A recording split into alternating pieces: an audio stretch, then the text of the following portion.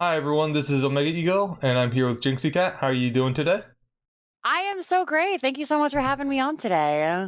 No problem. Why don't you introduce yourself to some people who might not know who you are? Alrighty. Hi, everyone. I'm Jinxeekatt. I am a streamer. I'm a caster for Heroes of the Storm. We play a lot of D&D. I think those are the big things that you would know me for. I'm just a personality around the internet. Awesome. When did you start playing Heroes of the Storm? I started playing Heroes in the Storm, or Heroes of the Storm, excuse me, in, I think, 2016. I remember the hero that was released at the time was Butcher. Oh wow. Yeah, Dang. I was a latecomer. Uh, and then how'd you get started in casting? How did so originally, I just we would watch before HGC. I don't remember exactly what the name of the what they call the tournament. We watched the Heroes tournament. I was like, that was really cool. That was super fun. And then I saw Gillyweed doing it, and I love what she did, and I thought it was so fun. And so me and a couple of my friends got together, and we would host tournaments, and it was just like 10 of our friends who were not very good at the game, and me and my friend Calvin would just go around and just talk about it. It wasn't very good at all, but slowly, watching Gilly and watching her grow is how I started to do it more and more. I don't want to say professionally, but when I started doing it and I didn't sound like, yeah, so the butcher is going in, which is dumb, but that's how I kind of got started. Okay. Um, so then I assume you just started streaming it on Twitch at that point? And Yeah. how did you get started in like casting tournaments? Did you reach out to individual like tournaments, or was it like NGS where you can go to the Discord and ask, "Hey, I want to start casting," and then there's some resources available, or how did it start? That's exactly it. I started playing in NGS, and then folks were like, "Oh yeah, you should, do casting because you used to do it in the past." So we reached out and got all set up. And if you go back through my YouTube, you'll see that there's been a lot of change, but that's really exactly it. NGS. Trying to think of who else I've done stuff for. They've all been really helpful. Awesome. So for NGS, you've done a lot of work for them. You casted, I believe, the grand finals for season one of Storm Division. Yes, that's correct. And you host Nexus Edge, which is a podcast. You hosted it for season 10. Can we expect a return for season 11?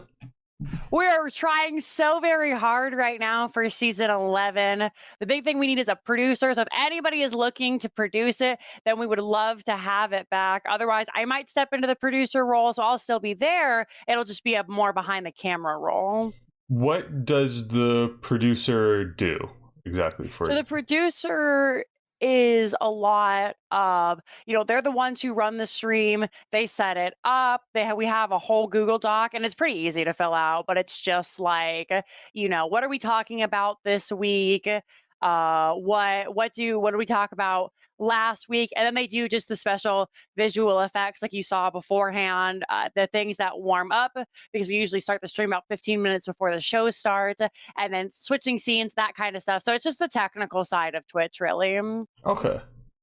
How does hosting Nexus Edge compare to casting? And what skills do they share and what differs between them?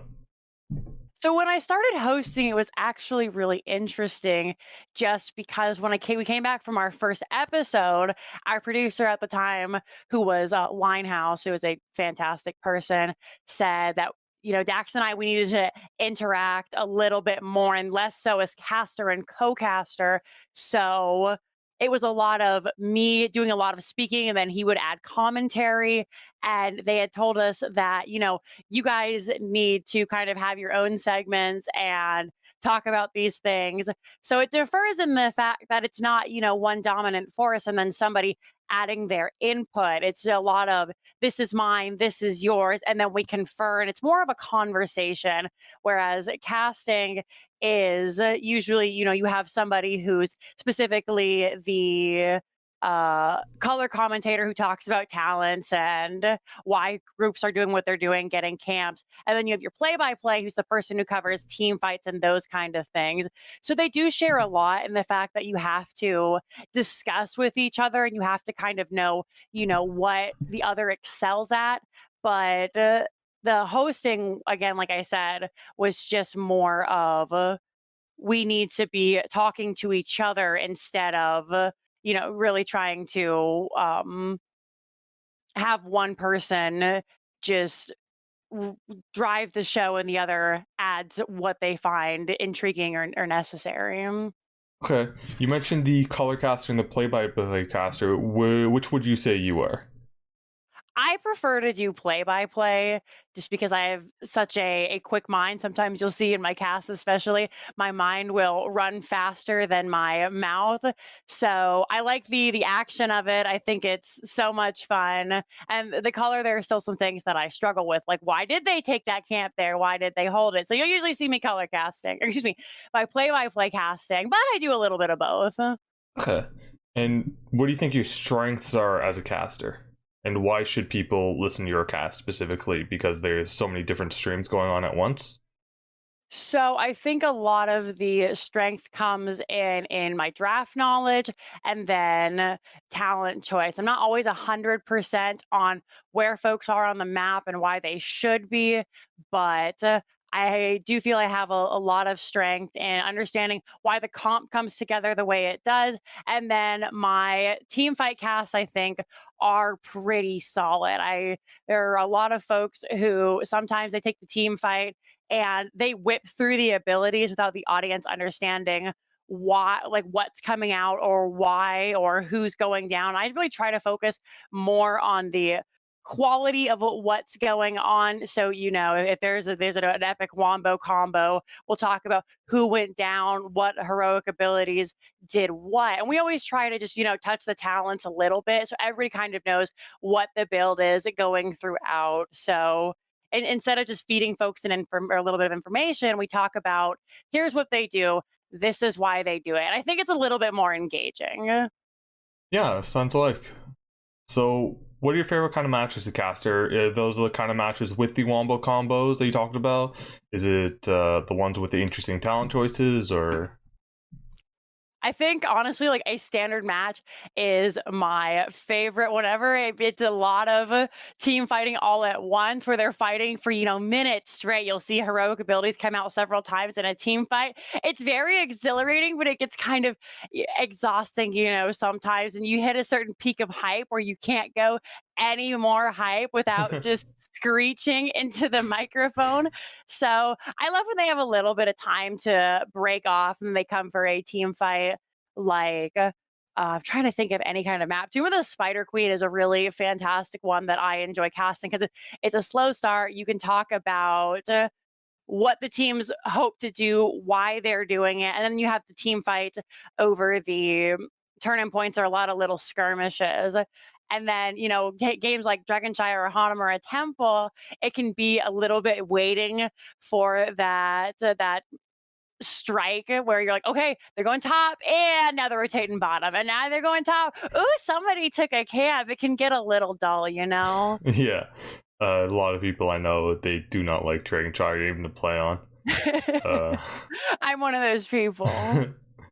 so those are your map choices. What about heroes? Any favorite heroes to cast or least favorite heroes? So, people who know me might know my absolute favorite hero in the world is Arthas. I absolutely adore Arthas. In fact, whenever we have a cast on my stream and the team locks in Arthas, I always say, GG, good luck, go next, because the Arthas team is just going to destroy them. And actually, that doesn't happen very often, but it's always fun to play with. So I love Arthas. I love Imperius. And heroes to cast, I don't think there's anyone that I absolutely loathe. Playing against is a little bit of a different story. Out of curiosity, what are those heroes that you loathe to play against? Currently, right now, is Chromie and Zul'jin because I'm a tank main, and it's so not fun to try and go in, and before you can even finish off your combo, you have half health because they're just pinging you all the way from Narnia. I feel that as another tank, man. Well, Oh, there are so few of us. well, the funny thing is I'm also an artist, man. So No yeah, I way! feel your pain. Uh, That's awesome. yeah, he's the best. Are you Yeah. excited for any Arthas rework that's been rumored to happen, or are you kind of loathing the day the boy gets changed? I hope they do make some change to some of the things I think like that would fix him 100% with just would be so little is allow him to move when he casts the Howling Blast, which is his root for folks who don't know his W. If he could move while casting Howling Blast, I think that would make him significantly better. That and then I guess maybe just tweak some numbers. Like if he had a little bit more health, I think that would be good. Yeah, those sound like reasonable changes. Uh, are there any players or teams you think people should keep an eye out for season 11 of NGS or season 2 of Storm Division? Season 11 of NGS or Well, definitely in Storm Division, I think One Direction is putting up a great fight. They finally made it in the fourth qualifier. They got into the finals every single time and then just come up a little bit short. And they're just making minor changes every single time. And I think that if they continue to do that, they're going to be a really powerful force to be reckoned with. Them and then I always want to call them bunker fun time, but it's blunt force fun. I'm not sure if they're going to return. They came very close in this most recent qualifier, which was qualifier 4, to making it all the way to the end. But Wildheart actually took them out. Wildheart from CCL. So those are the two I would say keep my eye on. And then as far as season 11 of NGS, uh, there are a couple of teams I've played against. I think Pro BS. I think their Division B team is a really solid team, and I Must Feed was also a really solid team. Those are both the teams that beat us, so I think they're looking pretty strong. As someone who's done cast for Storm Division NGS, even the finals for season 1 of Storm Division, do you have any tips you'd give to up and coming casters? The biggest thing is just don't fret when you make a mistake. The amount of times that I've made mistakes in casting and you get so strung up on it or you try to backpedal to correct it and that just brings more attention to it whereas if you say the wrong talent name or you say a wrong hero name or a map name, just go with it. They said it, but most of the time there's so much happening that nobody else really does, and it's okay to make mistakes. The amount of times I've gone in and said, they're going to do this with absolute certainty. And they don't. I go, oh, never mind. I'm lying. You can pass it off as a joke. And that's the next thing is don't ever say anything with absolute certainty. Just because, maybe in your head, it's the right play. Maybe it is technically the right play. It's not always what the team is going to do. So just don't worry about mistakes and don't ever assume what's going to happen because then you end up making the mistake. On your Twitter, it says your Saturn HGC, which you clarified to me was for Tetra's D&D game. Yeah. Tetra is another caster. Yeah. You also said you did a bit of analyst work for HGC. What was your role and what kind of work did you do? So I did exactly that. I analyzed it. I would sit down with a lot of the teams and we would go over other teams talking about what heroes they picked, what comps they like to run, how those were similar. So if, maybe they were going to pick up a Vala and the team either picked or banned out a Vala, then we could expect a Greymane in its place or a Sylvanas, depending on what. So just trying to get them to help them understand that what their competition was playing and how they were playing it, the talents that they ran down, just going over all the numbers. And, we would talk about this player picks, say, Dahaka, this is the build they go, and this is what we can expect from them. So just kind of laying out all the information so they could go and be the very best they were in their tournaments. Okay, so you didn't work with the HGC organization, but with organizations within HGC, kind of. That's correct. Okay, all right. Uh, Out of curiosity, what is Tetris D&D game? Because it's called HGC. Is it a D&D game in which you play as pro players in HGC, or? So the actual name of the D&D game is Heroes Give Chase, and right after they canceled, HGC in Blizzard, we started up this D&D group together, and it's Tetcher, who a lot of people will know. He was a professional Heroes of the Storm caster. Kendrick Swish is also in it, who was another caster, and then Crowan plays in it, who was a professional player on Heroes Hearth, and Faye, who had one open division and was going into HGC, is in it as well. So we're all people who were affected by the ending of the esports scene, and we go and we just play D&D, and we have a lot of fun. It's every Monday. We've been having kind of a rough time getting it going. Like, there won't be any HGC this Monday on the 7th, or excuse me, not the 7th, Um, whatever. First? The first, thank you. I'm thinking of my game, which I play D&D, which is on the 7th. But yeah, there won't going to be any on the 1st. We will have it eventually, but it just were a bunch of us who met through Heroes, come together and play D&D, and he streams it on his Twitch. Okay, so if people want, they can check in to the Tetris Twitch. Not Twitch, Yeah. Twitter. Oh, I guess Twitch. Okay. Yeah, twitch.tv/Tetcher. That's where we play. Awesome. Going back to the professional analyst role, is there a concept or idea you want more people to understand in Heroes? So I think the biggest thing I want folks to understand right now with our current meta is that we all have this preconceived notion of what a team comp should look like. And, it's a typical tank, it's a typical offlaner, a ranged DPS, a healer, and then some kind of flexible pick, whether that be another ranged hero, a melee hero, whatever works there, something that wave clear, something that ganks. And I want people to understand, this meta isn't necessarily the HGC meta where that was so prevalent. It's okay to experiment, and it's okay to not have a huge main tank. And I encourage a lot of tank players to branch outside their comfort zone of picking ETC, Johanna, May, Diablo, whatever is super OP at the time, because we're seeing so much. I mean, Wildheart really defined it with the Stukov tank. They did Deathwing, they did Leoric. Back in open days, we used to see Order of the Sleeping Dragon, and they would run a Maiev tank.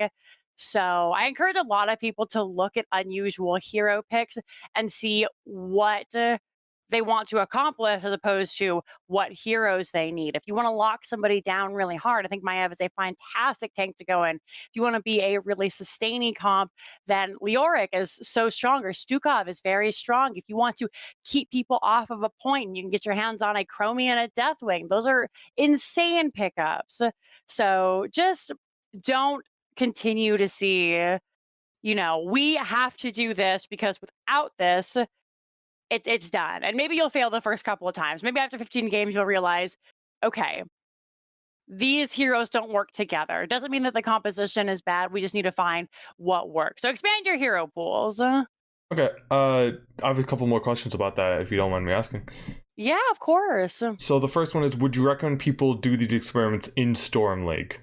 Because I can imagine that might get a little toxic in terms of your teammates if you queue as tank and then you say, hey, I'm going main tank Maiev, even though that's been played in CCL.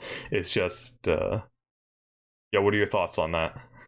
So I think you should do it with 5 coordinated people, whether that be in Storm League or whether that be in scrims. Don't roll up to a Storm League game solo queue and say, hey guys, I'm going to main tank Maiev.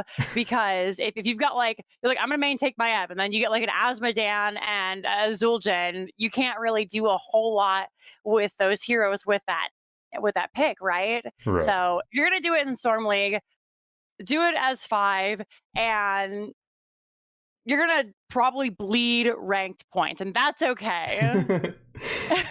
Okay, so if they're going for short-term wins, maybe you don't play this on the day that you're tilted. But if you want to get better in the long term, expanding your hero pool to see what tanks you can play is what you'd recommend. Yes, absolutely. So what? How do you define a tank? I know this is very nebulous. Even just the idea of peel, I was trying to explain to my sister about a month ago, and it was an extremely hard conversation to have because it's almost, I don't know, it's such a nebulous idea. But how do you define a tank? Like why not just pick another Jaina and say Jaina can slow, and so she has that CC that can tank. So usually with a tank, what you're looking for is I don't want to say a large hit point pool because we see Maya, we see Uther, we see Stukov, who don't have the longest hero or the biggest health pools, but they all have some form of sustain, some form of engage. So I think you want somebody who can sustain themselves to a reasonable degree, someone with an engage. I think that's the biggest thing is you need a hero who can engage. So, a Janet can't necessarily engage. I would not call Ring of Frost and engage. Maiev can, Uther can, and they need to be able to. Uh, CC is incredibly important. Obviously, they need to be able to CC. I don't think Peel is necessarily the most defining point of a tank because you have heroes like Diablo who don't offer a whole lot of peel. What me and my team always joke that whenever Diablo goes in, he kind of gives the middle finger to the rest of the back line and hopes that they follow up.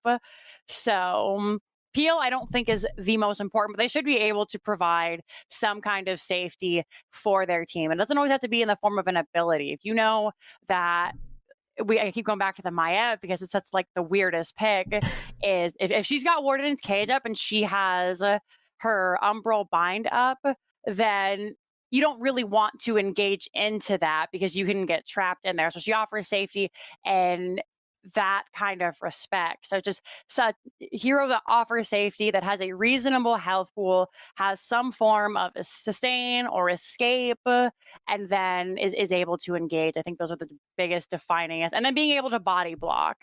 Those are the Right. biggest things that you're looking for.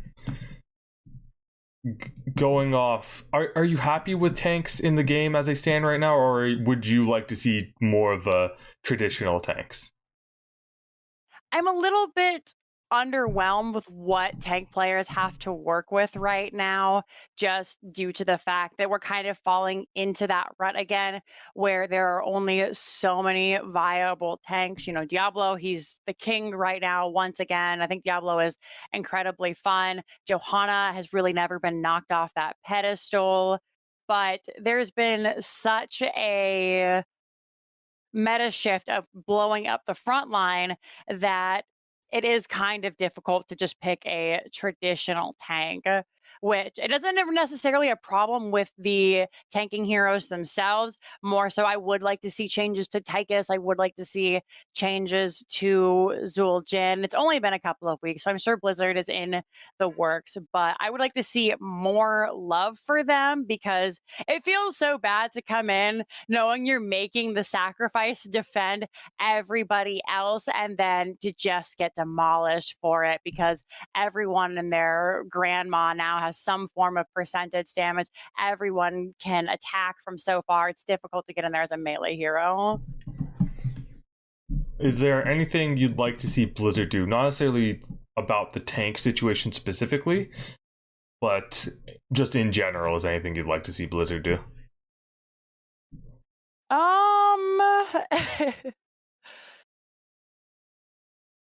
I would like them to make changes to some of the heroes. I'm trying to think of the right way to word this. The heroes who are sitting at the top, I'd like to see them adjusted, not necessarily nerfed, but adjusted in a way that it feels like they're reaching out and understanding that they're still looking at the top level of play.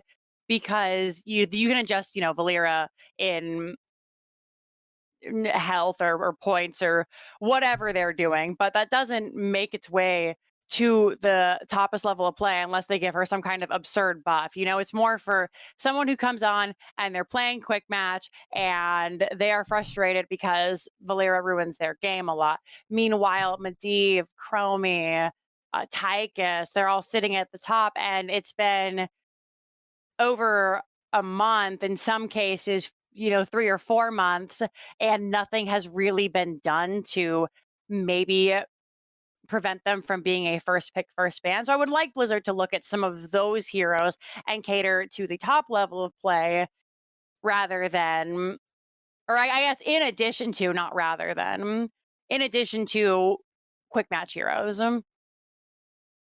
Okay. What about anything aside from balance? Is there any gameplay features, perhaps specific heroes from other games you want implemented? Just anything in general from Blizzard? I like, pardon me. No problem. I like the Nexus anomalies. I know a lot of people weren't a fan of them, and the last two were kind of ill received. But I thought it was fun. I thought it was a fun way to change up the game. I think medallions really helped a lot. A lot of players who played Heroes Who Engage weren't as happy, but I thought it was fun, and it was a different way to play the game since it's so long with CC metas and whatnot. So I would love to see more Nexus anomalies. I know they said that that was the last one ever, which breaks my heart because they were fun and they made things interesting. And I'd like to see Lady Leodrin from World of Warcraft. I'm a big WoW nerd. Come in. So look that up. Lady she's Leodrin. the blood elf patron or matron mother of the blood elf paladins, and I think she'd be a really cool retribution paladin. That's my favorite class to play in World of Warcraft, and we already have a holy, and we have kind of like a protection paladin. So I think it would be really cool to implement the blade of justice and make her more like a heavy damage but also really sustaining DPS. I think that would be super cool. Okay. When you're not casting or playing Here to Storm, what do you like to do for fun? I assume play your Retribution Paladin? Yeah, I do play a lot of World of Warcraft. I love to bike ride. I've recently got a bike. I hadn't ridden it in like 10 years. So we've been doing a lot of bike riding. I spend a lot of time with my dog. You can't go out and do stuff anymore. So that, and then I do a lot of art. I love to draw and sketch, and I never share anything because I'm not very good. But yeah, just ride the bike, play with the dog, do some art, Is there and anything? play WoW. Is there anything you want to say to your fans? Aw. uh I really appreciate the fan base that I've developed over the last year. Everyone has been really kind and supportive to the point where people make kind of those millennial memes where it's like I want to die or nobody says well done to me, and I've never really felt that way. Everybody's been really supportive. Good days, bad days, ugly days, because I have gotten on stream and just absolutely tilted. So just thank you guys for always being so kind and so supportive. Now, would you like to plug yourself or your socials? And Sure. to clarify, we will be posting you'll have to also send me the links, and we'll post in the YouTube description. So anyone look in the YouTube description for the links, or if we make an article, then it should be on the website. All right. Yeah, definitely. So I'm Jinxeekatt. You can find me at twitch.tv/Jinxeekatt. And they'll have the link, so I don't need to spell it for you because it is super crazy spelled. But also, my Twitter is at Jinxeekatt. It's pretty much anywhere there's Jinxeekatt, there's me. So I'm also on Instagram, Facebook, if folks still use that. And then the Jinxeekatt YouTube is where Tetra and we do a lot of meme reaction videos where a lot of my casting is. We're doing an A to Z challenge for heroes currently, and then we have a Pokemon Nuzlocke that we're going to get started here in a little bit. So yeah, you can head over to any of those places if you would like to support myself. Awesome. Thank you very much for your time. Thanks so much for having me.